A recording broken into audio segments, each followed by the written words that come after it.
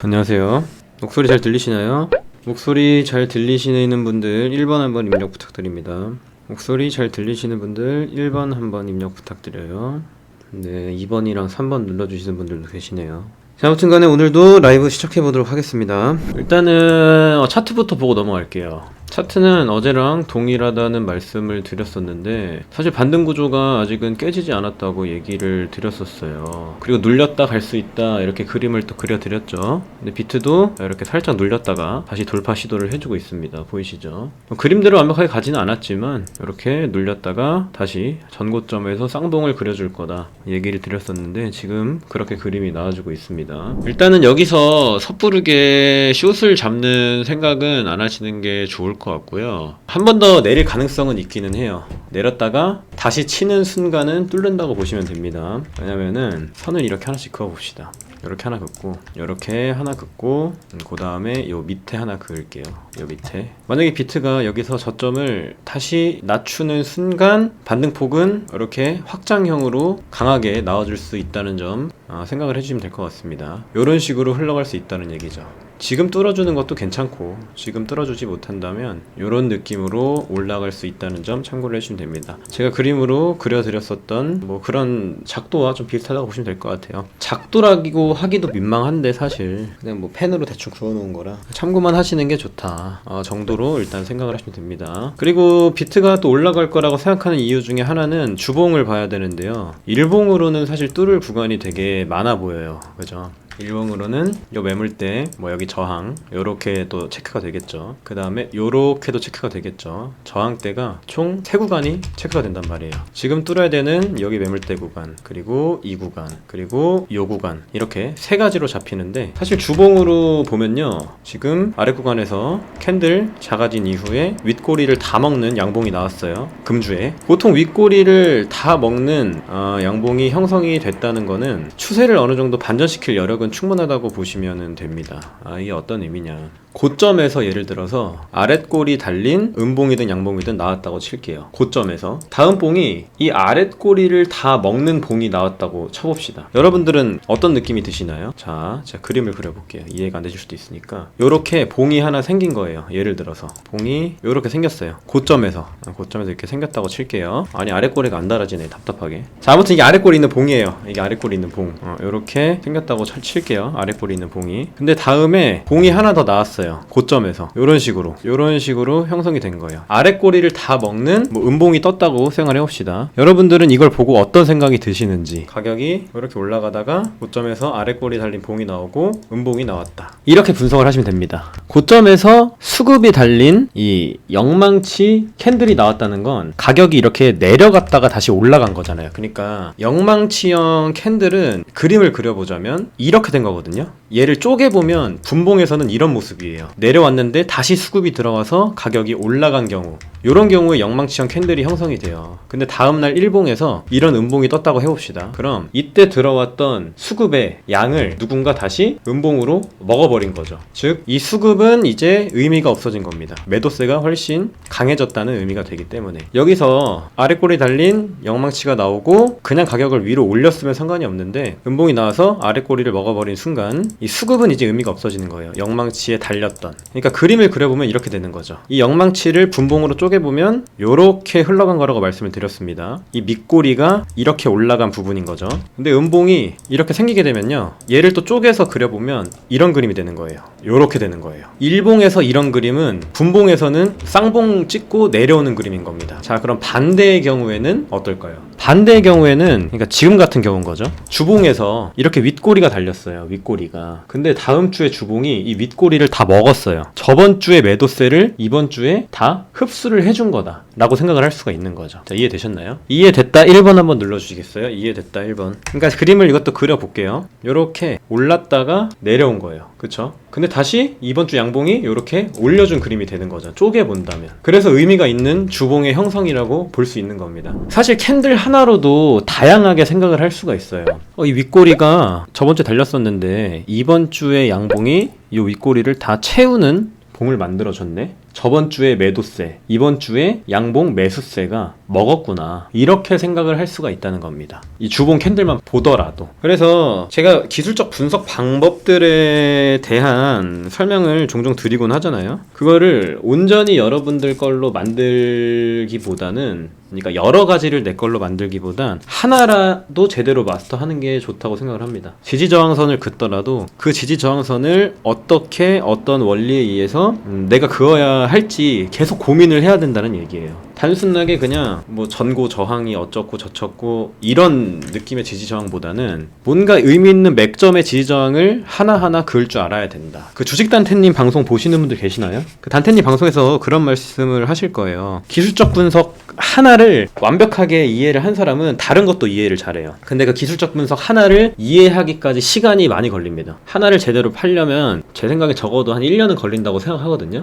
근데 그거 하나를 이해했다는 건 그 분석의 원리를 내가 이해하려고 노력을 굉장히 많이 했다는 얘기가 또 되는 거죠. 이해가 되시죠? 제가 어떤 말씀 드리는지. 그러니까 단순하게 매매를 하기보단 RSI 하나를 보더라도 RSI에 수많은 저게 숨어 있잖아요. 뭐 다이버전스가 있고, 과장된 다이버전스가 있고, 히든 다이버전스가 있고, 뭐 이런 부분들이 있잖아요. RSI 하나를 보더라도. 그래서 여러분들이 하나부터 끝까지 파시는 게 좋다. 내가 캔들에 대한 원리를 이해를 했다고 치면은 다른 부분에 대한 분석이 조금 쉬워질 수 있다는 얘기죠. 자, 그 다음 텔레그램에서 다시 시황 짚어드릴게요. 아무튼 간에 여기 그려드렸던 대로 뭐 비슷하게는 흘러가고 있다. 그리고 제가 상승을 보고 있는 이유는 주봉하고 구조가 바뀌었다고 말씀드렸어요. 저는 차트 볼 때 다우 이론으로 본다고 말씀을 드렸습니다. 이 저점의 구조가 어떻게 높아지고 있고, 고점의 구조는 어떻게 달라지고 있고, 선을 하나하나씩 긋고 그 레인지를 넓혀가는 연습을 하다 보면은 차트의 구조가 반등으로 가는 그림으로 바뀌고 있구나, 이게 보이거든요. 하락을 하는 차트는 단순하죠. 하락을 하는 구조가 만들어졌으니까 하락을 하는 거죠. 여기 일봉에서부터, 이 꼭지점에서부터. 반대로 저점에서 반등이 나오는 건 또 새로운 구조가 형성이 됐기 때문에 반등이 나오는 건데, 그 구조를 잡기 위한 연습도 많이 해보시면 됩니다. 저는 다우이론 책으로 공부를 많이 했어요. 일단 기술적 분석의 완전 시초 같은 거잖아요, 그 다우이론이. 저는 굉장히 도움을 많이 받고 있습니다. 무튼 간에 지금은 반등을 위한 구조를 형성을 해줬기 때문에 저는 여전히 반등을 보고 있고, 그리고 접대 말씀드린 것처럼 이 픽스 레인지 볼륨으로 봤을 때 비트가 시계에 내리 꽂았던 구간 있죠. 자, 여기 매물도 체크를 해볼게요.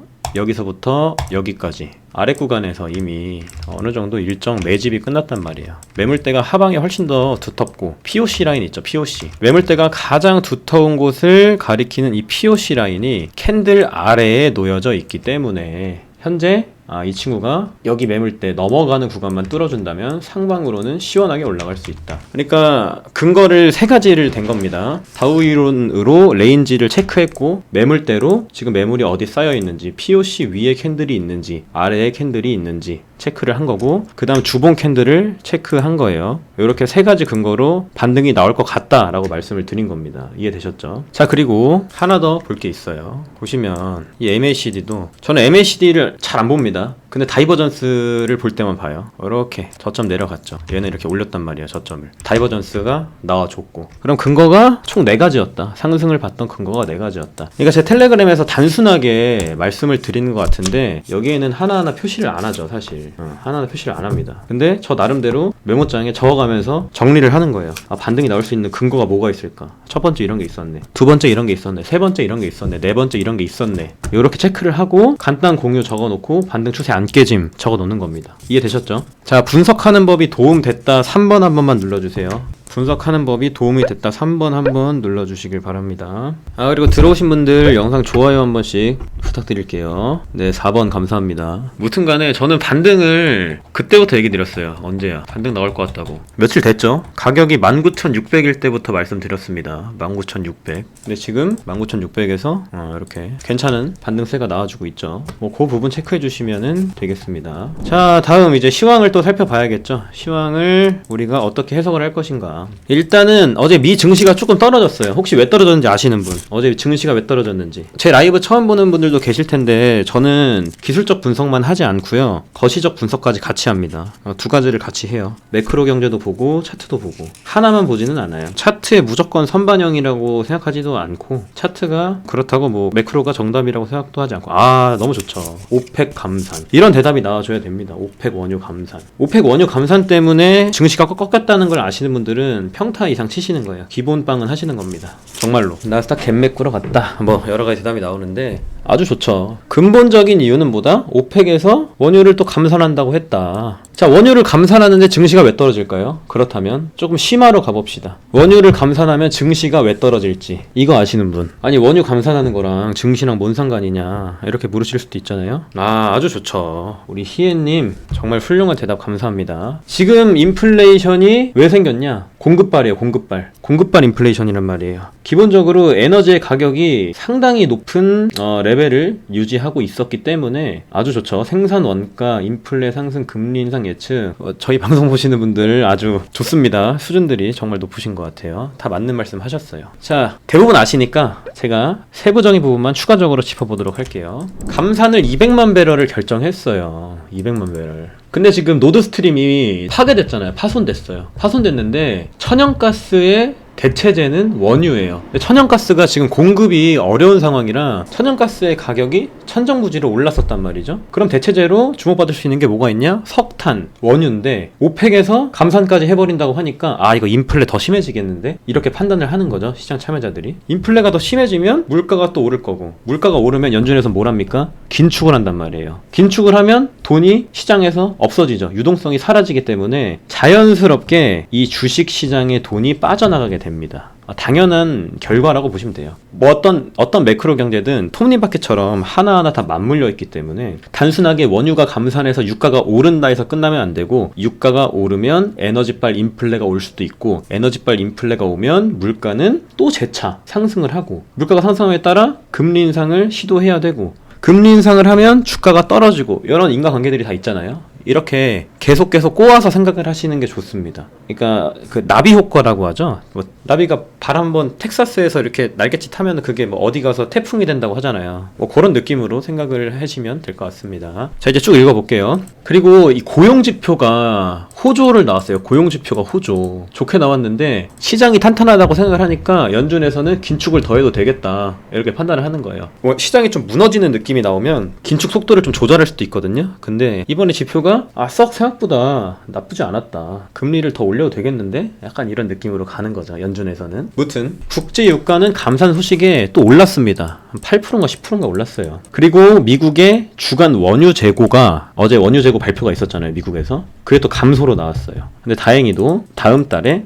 1000만 배럴의 전략 비축률을 방출하기로 했다. 그래서 나스닥이 내리다가 다시 반등을 해줬습니다. 내리다가 슥 올랐어요. 장중에서 낙폭을 축소를 했습니다. 보합세로 마감이 됐죠. 그럼에도 우리는 어떤 걸 기대하고 있다? 연준의 피봇을 기대하고 있다. 하지만 FOMC 11월 회의에서 연준이 금리를 0.75, 75bp죠. 75bp 인상할 가능성은 아직도 70%를 넘기는 수치예요. 그래서 우리는 좀 긴장을 해야 됩니다. 근데 저는 이번 불트랩 뭔지 아시죠? 불트랩이 가짜 상승을 얘기하는 거예요. 불트랩이 좀 길게 나와줄 거라고 생각을 하고 있었는데 매크로 상황이 자꾸 안 좋게 돌아가니까 시장 참여자들의 투심이 너무 빠르게 전환이 되더라고요. 그래서 이거 반등세가 좀 길게 안 갈 수도 있을 텐데 라는 걱정이 좀 돼서 단기적인 수익 창출이 올바르다는 생각을 일단 하고는 있습니다. 그리고 연준이 비둘기파 스탠스로 지금 바꿀 수 있을까요? 없을까요? 못 바꿔요. 왜냐? 근본적으로 해결된 이슈가 없어요. 지정학적 이슈도 그렇고 뭐 에너지 문제도 그렇고 여러 가지로 해결된 부분이 있어야 연준이 스탠스를 돌릴 텐데 아직은 그렇지 않다는 거죠. 근원적인 문제가 해결이 안 됐다는 얘기이기 때문에 얘네가 아직 매파적인 스탠스를 유지할 수밖에 없겠다라는 게 저의 생각이었습니다. 그래서 일단 상승은 단기적으로 보되 추가적인 여기서 뭔가 차트적으로 구조가 무너지진 않았기 때문에 추가적인 반등은 더 나와줄 수 있겠다. 이런 거시경제 상황에서 피봇 기대한다는 여론 보면 경제 너무 어렵습니다. 피봇을 저는 기대할 수가 없을 텐데 저는 피봇 기대감이 그건 하나 있어요. 그 개발도상국들 있잖아요.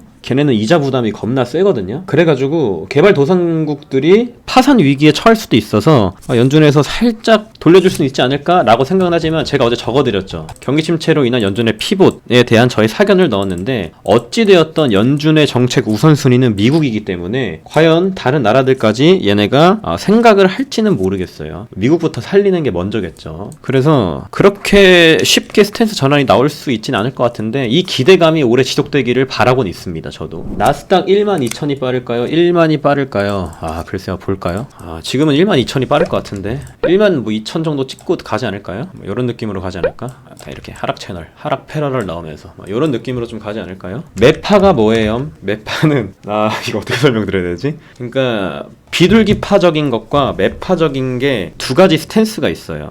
연준이 취하는 스탠스가. 비둘기파적인 게 완화적인 스탠스를 말하는 거예요. 그러니까 시장에 좀 돈을 푸는 쪽으로 가는 걸 비둘기파적인 거라고 얘기를 하는 거고요. 매파적인 건 긴축의 기조를 강하게 하는 걸 얘기합니다. 시장의 유동성을 흡수하려고 하는 거. 쉽게 설명해서 비둘기파적인 건 금리 인하라고 보시면 되고 매파적인 건 금리 인상이라고 보시면 됩니다. 지금 연준 위원들은 매파적인 거죠. 아무튼 시황은 이렇게 한번 읊어봤고 블랙록에서 또 이런 얘기를 했어요. 인플레이션이 성장에 큰 타격을 주지 않고 목표치로 떨어질 가능성이 없다. 기업 실적 전망치 너무 낙관적으로 보는 것 같다. 맞는 말이죠. 맞는 말이에요. 인플레이션이 어떻게 성장에 타격을 주지 않겠습니까? 지금 공장 돌릴 에너지 값도 비싸가지고 유럽 공장들 많이 닫는데 유럽의 공장들 되게 많이 닫았어요. 지금 유럽 영국 이런 데 있죠. 거기 플라스틱 아연 그런 공장들 많이 닫아가지고 아무튼 장사 잘 안 된다는 얘기도 있고 캐나다 광산 있죠. 캐나다 광산 그 광산이 4,500만 원에 넘어갔다고 들었는데 어디 그랜저 차 한 대 값에 그만큼 경제가 잘 안 돌아간다는 얘기예요.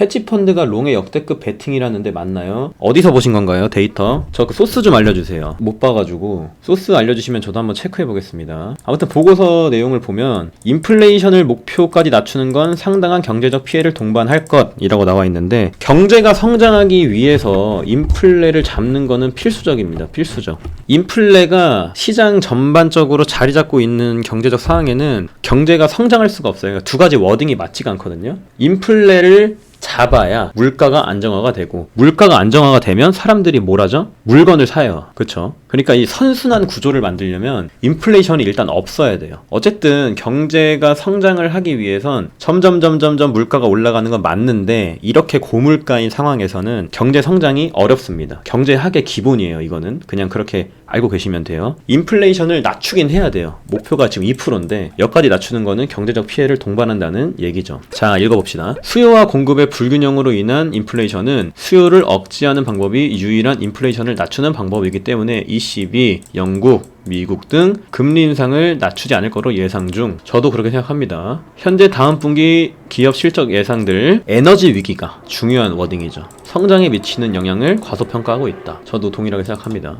자, 결론. 현재 주가는 경기 침체 위험과 높은 금리 전부를 반영한 가격이 아니니 반등 짤먹해라. 자, 이 블랙록에서 썼던 이 매크로 경제에 대한 내용 제가 썼던 내용이랑 동일하죠. 거의. 그러니까 제가 블랙록 같은 그런 엄청난 데랑 똑같은 생각을 했다는 게 아니라 지금 시장이 그게 맞아요. 그런 상황이. 그러니까 한번 체크를 하시면 됩니다. 저도 저의 관점에 근거를 더하기 위해서 이것도 포워딩해서 여러분들한테 보여드리는 거니까 체크를 하시고 저번 달 추석 CPI 때랑 비슷한 그림 아닌 거예요? 올렸다가 내렸던 거 말씀하시는 건가? 그때 끔찍했죠 진짜. 자, 그리고 이것도 보세요. 모기가 왜 죽는지 아십니까? 여러분들 모기를 잡잖아요 집에서. 걔를 손으로 이렇게 딱 치면은 피가 나와요. 피가. 근데 우리를 한 번 더 빨아먹으려다가 이게 천국으로 가죠. 짧게 좀 드셔라. 이번 시장은 제가 이거 며칠째 계속 하는 얘기 시황 참고하시면 단기적으로 보라는 이유가 뭔지 아실 겁니다. 요거 한 번씩 읽어주시면 감사하겠습니다. 이거 쓰는데 시간 많이 걸렸거든요. 이거 한 번씩 체크해주세요. 아무튼 간에 지금 원달러 환율도 꽤 내려오고 있고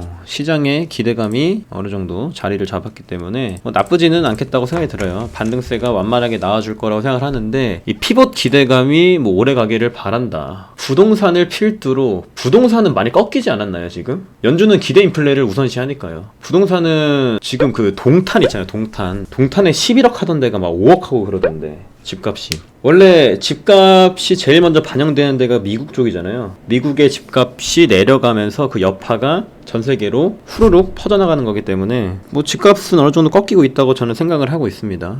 부동산을 필두로. 부동산도 맞긴 한데 지금은 사실 그 근원 물가가 맞지 않을까요? 그러니까 에너지가 먼저 잡히는 게 맞지 않을까? 동탄 평균 30%씩 빠지던데. 네, 동탄 완전 박살 났던데요. 동탄 신도시 해가지고 아주 사람들이 투기성으로 많이 들어갔는데 아주 뭐 작살 났죠. 작살 났어. 김현석의 월스트리트 나우에서 얘기 나왔대요. 10월 랠리 예상 1월 매도 콜옵션의 대형 베팅이라네요. 10월 랠리. 저도 10월 랠리는 기대를 하고 있기는 해요. 근데 말씀드렸다시피 추세 반전이라고는 생각을 안 하고 있죠. 추세가 전환된다고 생각을 안 하고 있고, 일단은 저는 반등 최대치 한 25K까지 보고 있거든요. 요 정도까지는. 추세 반전이라 생각은 안 들고 쫙 요렇게 이런 느낌으로 좀 가주지 않을까. 이번 연도 4분기 후반때 바닥 찍고 떡상하는 그림을 저는 기대를 해보고 있습니다. 이렇게 가는 거죠. 이렇게. 내년까지 금리 인하 안 하면 진짜 큰일 나는데 이거. 아무튼 이 힘든 시기인데 잘 이겨내 봅시다. 뭐 또 코인 같은 거 궁금하신 분, 개별 코인 차트 같은 거 궁금하신 분 한번 봐드릴게요. 그리고 좋아요 한 번씩만 좀 부탁드리겠습니다. 제가 말씀드린 시황은 여기까지인데 추가적으로 텔레그램 방에서 올려드릴 거니까 텔레그램 방도 많은 사랑 부탁드릴게요. 알고랜드 진짜 좋아요. 알고랜드는 업비트 종목 중에 제일 좋다고 생각해요. 저는 알고랜드 이거 보세요. 이게 수급 들어온 거. 수급이 아주 제가 좋아하는 종목 말씀드렸죠. 제가 좋아하는 종목. 차트는 올라가기 전에 뭘 한다? 자, 1번, 2번, 3번이 나온다. 이거 단테님이 거기도 있는 거죠. 이거 엄청 좋아요. 이거 알고랜드 차트. 저거 딱 켜봅시다. 이동평균 켜봅시다. 이동평균. 하락파동을 어느 정도 소화를 했다고. 얘는 하락파동을 이렇게 내려오는 거 위로 캔들이 안착을 해주면서 지금 전고 부근에서 지지 나와주고 있는 양상이죠. 그리고 수급까지 아주 이쁘게 들어와주고 이평 누웠죠. 매물대 볼까요? 봐봐. 이거 매물대 밑에 쌓인 거 매집을 하고 있는 거예요. 이렇게. 알고랜드 뭐 있죠? 월드컵이랑 관련 있죠? 이거 카타르 월드컵이랑 관련 있잖아요. 얘 피파 공식 스폰서 아닌가? 알고랜드가? 저는 그렇게 알고 있는데 얘가 피파 공식 후원사잖아요. 알고랜드 맞나? 스폰서 공식 후원. 뭐 알고랜드와 협력하여 월드컵 앞두고 새로운 뭐 NFT 어쩌고 저쩌고 월드컵 이제 곧 하지 않나? 알고랜드 받고. 자, 여러분 죄송한데 저 3개만 봐드릴 거라서 순서대로 볼게요. 웨이브. 이거 종목 수상하긴 해요. 수상하긴 해. 거래량이 좀 미친 수준으로 들어오긴 했어요. 바닥에서. 근데 이게 또 매물대를 보면은 상당히 하방에 많이 쌓여있기는 해요. 매물이 나쁘진 않은 차트인데 이슈가 좀 많지 않나? 이거 디패깅 이슈가 좀 있지 않았어요? 근데 웨이브에 대한 제가 되게 안 좋은 기사거리를 봤었는데 찾으면 텔레그램에 올려드릴게요.